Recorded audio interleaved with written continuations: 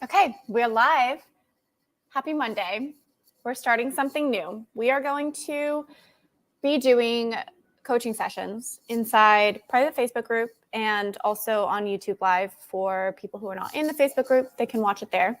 And we are calling this series Coaching Over Coffee. So ideally, we're doing it before noon because that's when the coffee cutoff time comes.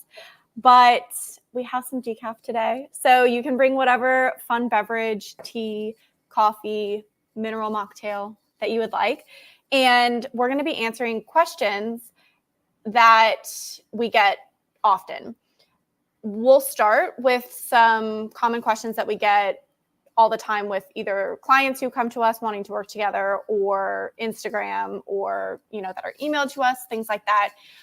But we can also answer your questions live. So as we continue doing this consistently and you come live, you'll be able to ask your questions. I can actually coach you similarly to, what we would do on an actual coaching session, whether you're a client or not. So that's super fun and just a good opportunity. Obviously, we can't look into your labs, or we can only answer so much without having your health history and your intake form and all of that stuff. But answering some very simple, straightforward questions that we get often. So today, the one that I wanted to touch on is low energy and chronic fatigue, because I would say 90% of the women who come to us have that to some extent. And if they don't, it just honestly hasn't hit them yet. They have other symptoms that are eventually going to lead to the low energy and the chronic fatigue. So for those of us who like to kind of fly by the seat of our pants, always like to be on the go, and we run on stress hormones, usually we don't feel the fatigue in a typical sense. We just feel wired but tired at night, and we experience digestive issues and hormone imbalances. So I'll quickly introduce myself also. For those of you who do not know me, my name is Megan Crozier. I'm a functional nutritional therapy practitioner. I say we a lot because I also have Stephanie on my team. So she is in this Facebook group as well, and she works with a lot of our one-on-one clients. So whenever we have clients come to us, we really like to make sure that it's a good fit and figure out what package structure, what testing options, what type of protocol will look best for them based on their symptoms. So I'm going to go over some of the common mistakes that I see women making whenever they are struggling with their energy levels. And then I'll also talk about, which we always love to share, is what's the root cause? What are possible reasons as to why you're feeling the way you do? With energy levels, it's easy to use this example of a Band-Aid approach, which would be if you're tired, just drink coffee. Or if you've gone to your doctor and they tell you it's just because you're getting older, or it's just because you're a mom and like that's how it has to be.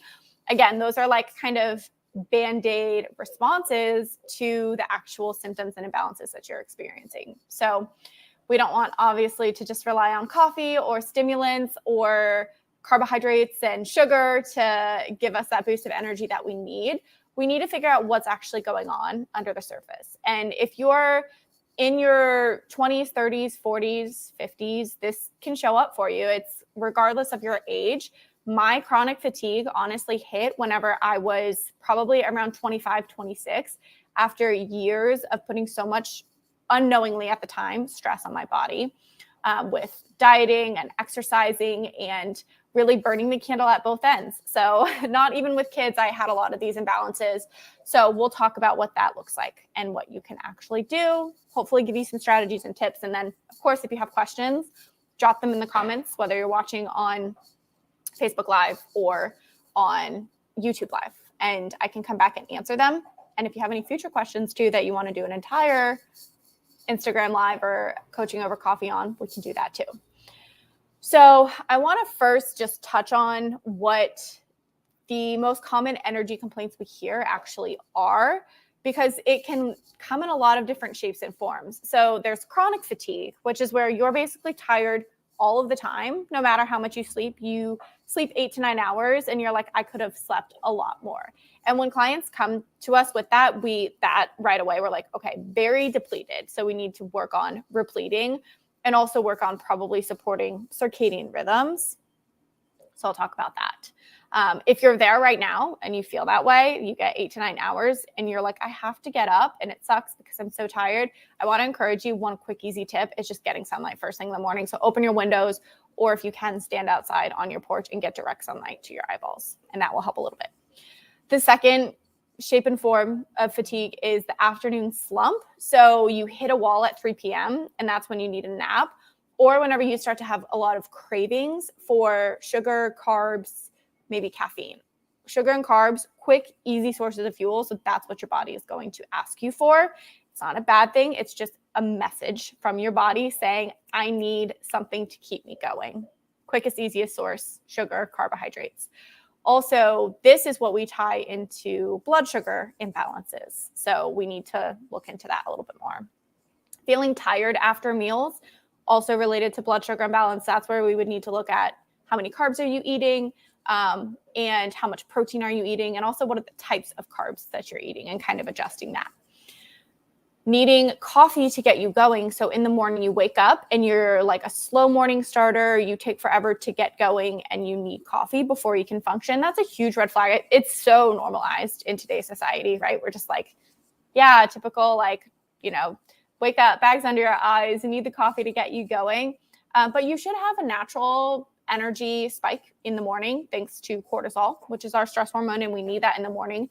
So if that is something you're struggling with, I would wonder where your cortisol levels are in the morning. There's something called cortisol awakening response that we can actually test and see what that looks like. So that's another form of fatigue that we see often.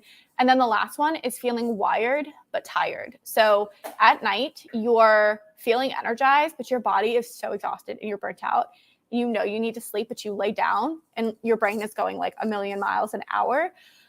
That's also a sign of cortisol dysregulation. So again, we need to look at cortisol rhythms, but those symptoms alone are enough to tell us that we need to incorporate some cortisol lowering habits throughout the day and also especially at night. So definitely worth investigating. So we can tell a lot just by those symptoms and patterns alone. But the other thing I want to point out is that usually these feelings of fatigue, however they look for you, they come paired with other symptoms too. So it's not just the fatigue alone. It's cravings, especially for sugar and carbohydrate sources, and also for salt and sodium, because your body burns through sodium whenever you're under more stress. Digestive issues is another big one. So if you are tired and have digestive issues, the worst combination. I understand it firsthand. You're bloated, you're constipated, you're uncomfortable, just overall. Those two things are common because the fatigue is caused by, we'll talk about this, cortisol issues, so hormone dysregulation, adrenal and thyroid issues, which impacts your hormones, and then obviously gut issues. So those symptoms go hand in hand, low energy and digestive issues. And then maybe you also notice anxious moods, so either unstable moods or mood getting worse leading up to your period.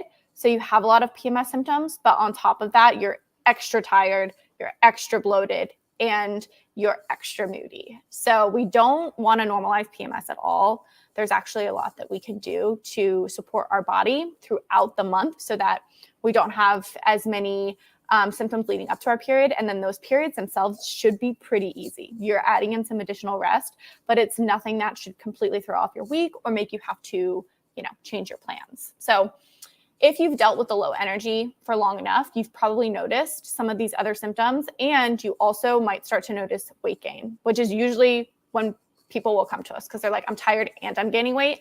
And the weight gain is the most frustrating thing. They can white knuckle their way through the low energy for a while, but when they're starting to gain weight, it's hard to ignore it.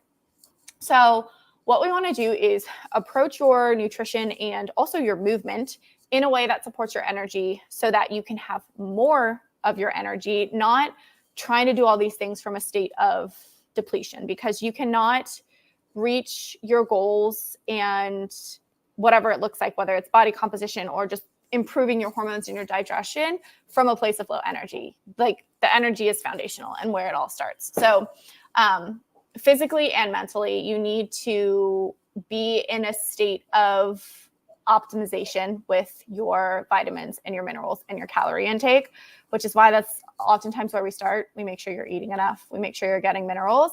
And then from there, we get some momentum. You start to see improvements with your energy, and you can do other things that are also going to be really important. So last thing I want to just touch on, and I always emphasize this with any symptoms, it'll probably be like a recurring theme in our coaching over coffee sessions, but low energy is a symptom. So we cannot ignore it. It's a symptom from our body. It's our body's way of communicating with us.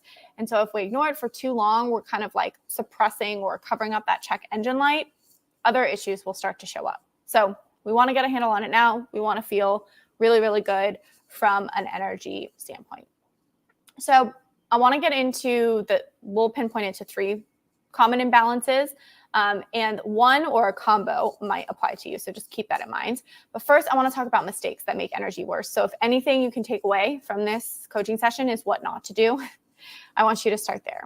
So the first one is fasting. Fasting, waiting until 11 a.m. or noon to have your first meal. And just skipping meals in general. So maybe you're skipping lunch, like you eat breakfast, but then you go through the afternoon just kind of snacking and grazing, or just not eating at all. Second is restricting calories chronically. So whether you've done this intentionally to diet, you are maybe taking a medication that suppresses your hunger, and therefore you're not eating and getting the calories that you need, or you're purposely dieting because whatever like diet you follow told you have to eat 1,500, 1,600 calories or 1,200 calories, which I've definitely seen. Certainly comes at the expense of your metabolism. So usually you gain the weight back, but whether you purposely cut calories to diet and lose weight, or this is unintentional, which we see it a lot with people who are just on the go, athletes, people whose jobs like are requiring a lot of activity for them. So nurses, teachers, personal trainers, always kind of on their feet and moving around. They don't have a lot of opportunity to sit down and eat a meal.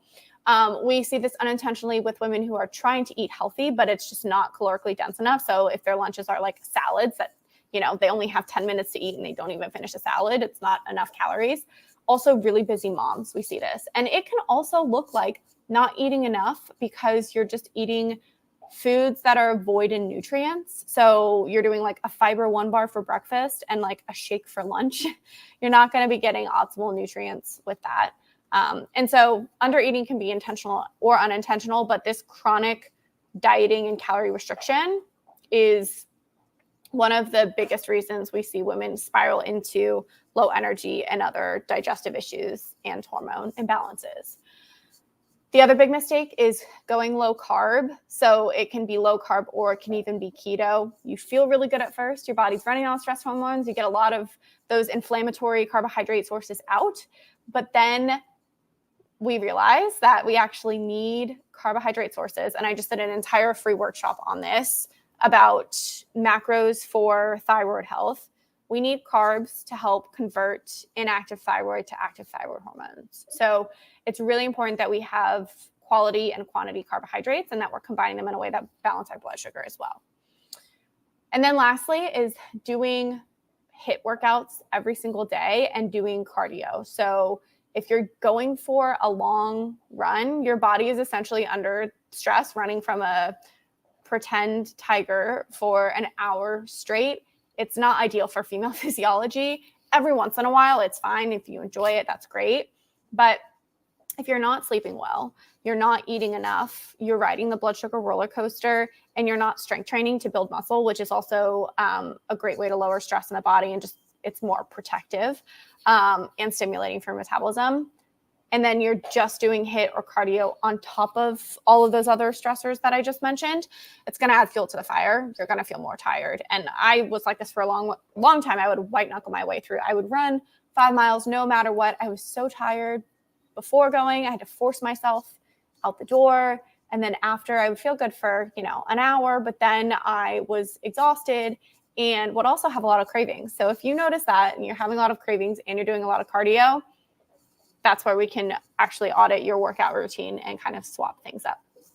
So those are some of the biggest mistakes I see women making. If you're doing any of them, It's okay. You're not alone, and it's definitely not your fault. It's all we really have learned. And I did all of them myself and thought I was like the epitome of health. So don't feel bad if you are doing those things. We just understand now there's like an opportunity to shift. So I want to get into the root causes and also just mention this because most women who come to us are already eating pretty healthy and they're exercising. So they're like, what gives? I eat healthy, I exercise. In fact, I'm the healthiest eater I know, but I still experience these energy issues, hormone imbalances, digestive issues. And that's because when we look at like the underlying root cause, you can be eating healthy foods, but if you're not eating in a way that balances blood sugar, supports your gut health, and supports your adrenals and thyroid, then you'll still have these symptoms. So that kind of leads us perfectly into the 3 imbalances.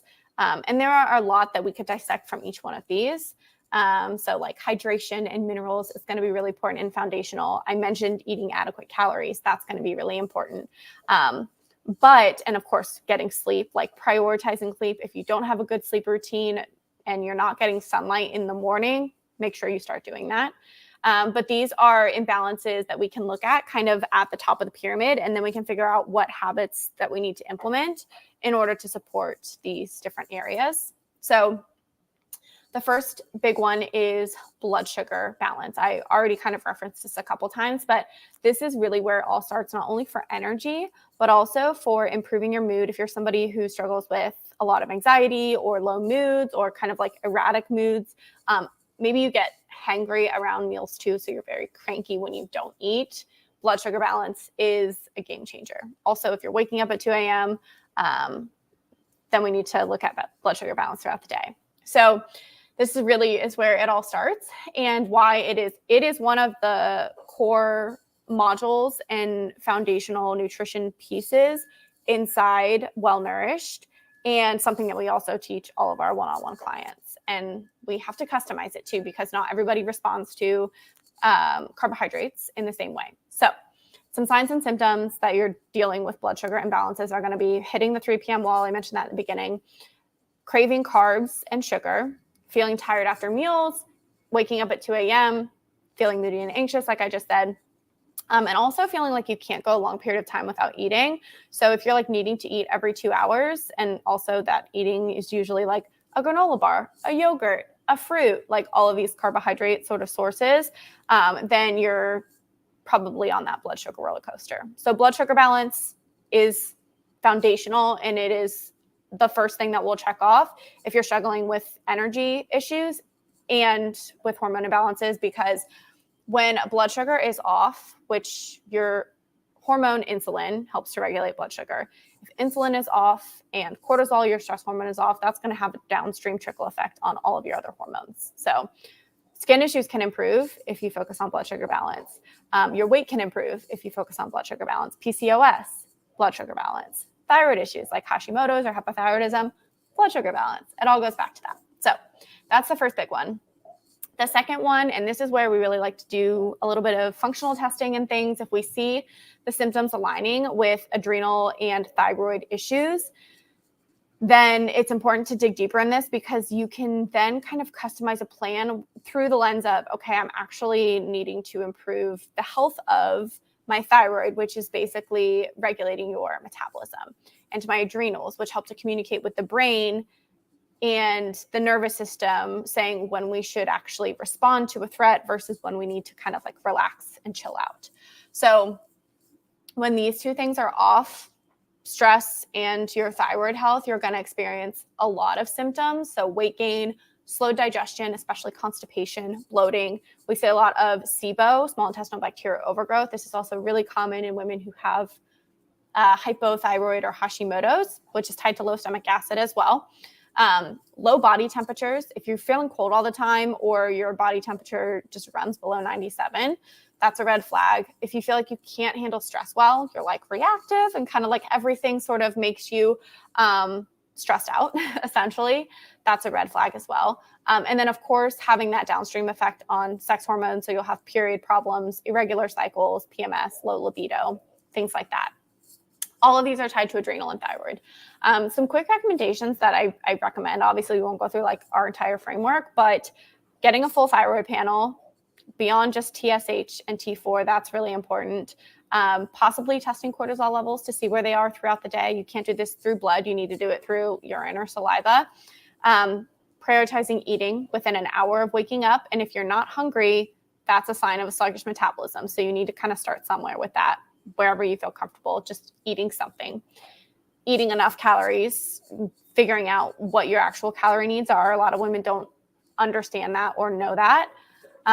Getting direct sunlight in the morning, which I mentioned before, and then making sure you're getting enough of the right carbohydrates, mineral-rich carbs. So those are some tips just to get started. But we can also do an entire coaching over coffee on adrenal and thyroid health. If that's something you're interested in, let me know. And then the last imbalance is gut health. So it's the chicken and the egg. If you struggle with digestive issues, you're likely going to start struggling with low energy because you're not breaking down and absorbing what you're eating. So you're going to start to have nutrient deficiencies that lead to fatigue.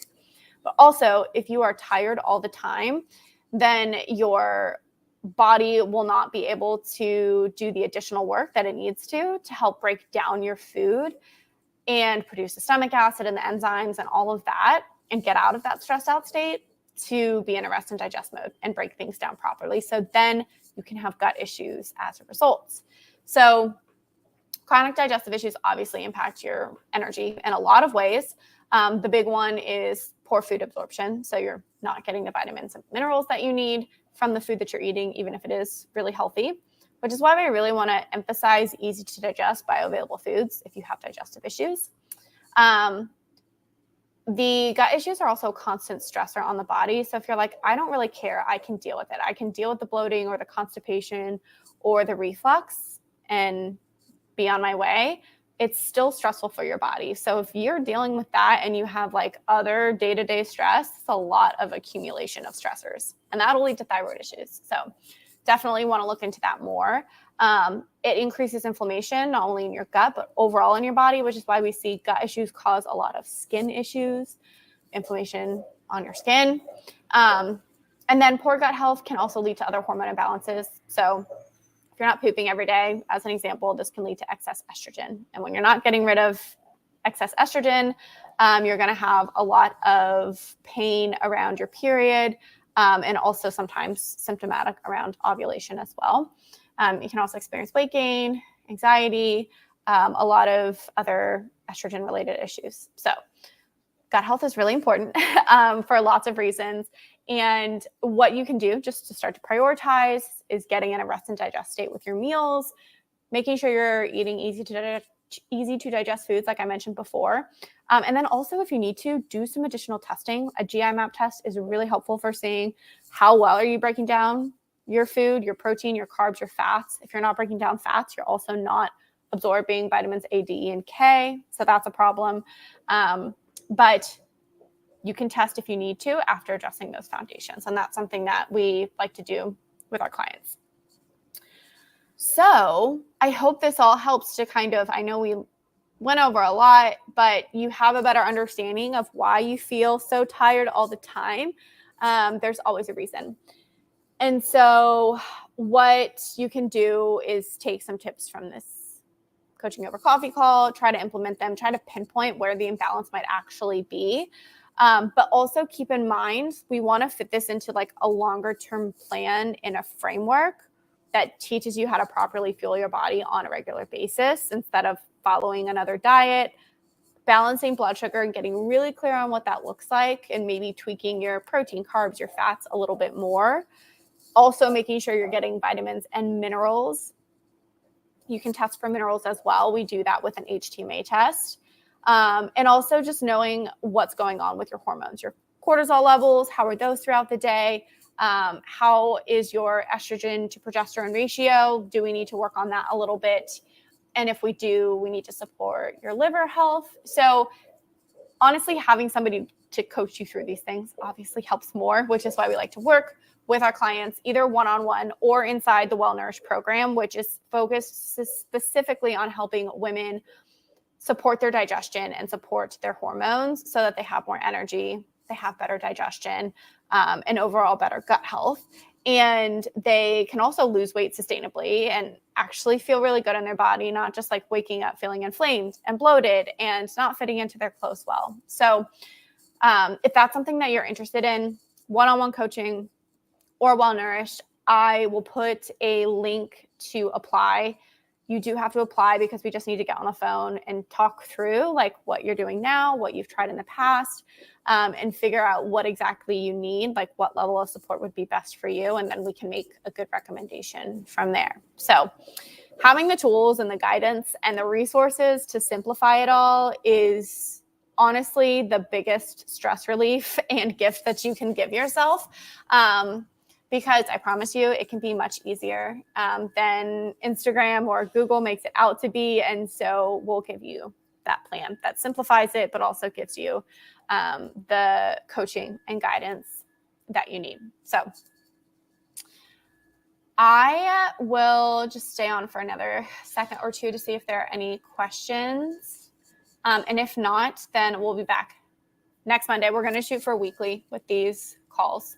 And so we'll keep them around 20 to 30 minutes. If you have questions that you want to submit, you can either message me on Facebook or you can DM me on Instagram. I'm at Meg Crozier in TP, and I hang out there a lot, probably my most frequent platform that I occupy. So more than Facebook as well, but love doing these lives with you guys. So if you watch this live or if you're watching the replay, just let me know, say hi in the comments or give it a thumbs up so we know like who's watching. And I will be back next Monday for another Coaching Over Coffee, and I will see you then. Bye.